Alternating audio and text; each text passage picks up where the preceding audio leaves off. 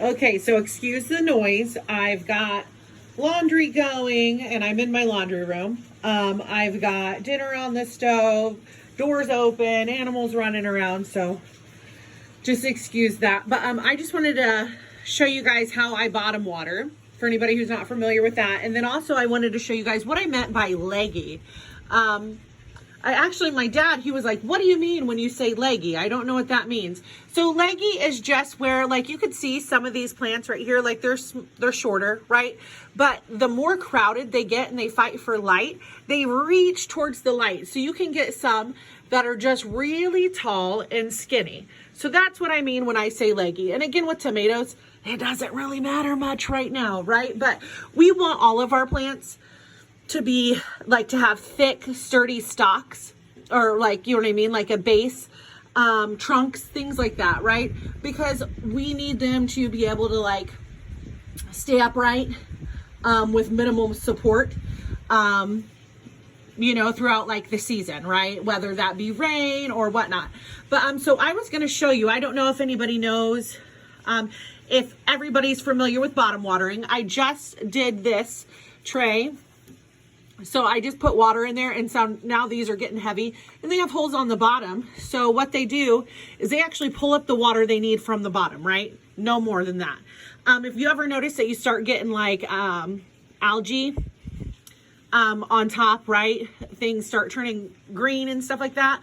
Or even, yeah, if they start turning green, that's just really, you've got too much moisture in there. Lay off a little bit, right? But so this was the tray I just started doing.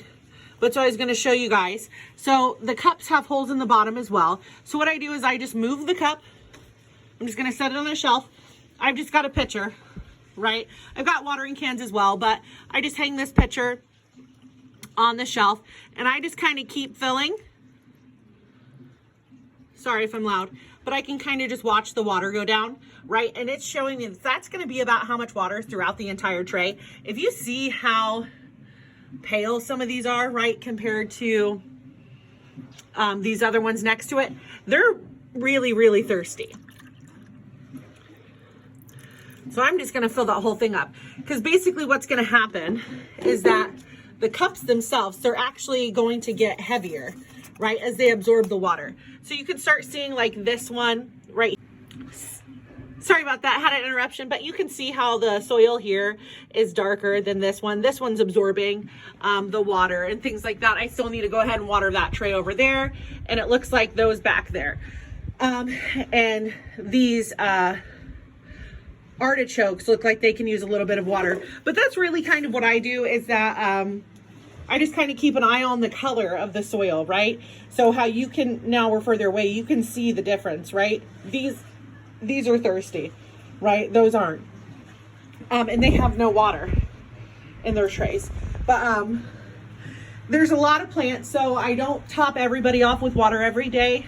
I just kind of keep an eye out. And when I notice them getting a little bit dry, that's what I do. But yeah, so just wanted to touch base on leggy and then bottom watering.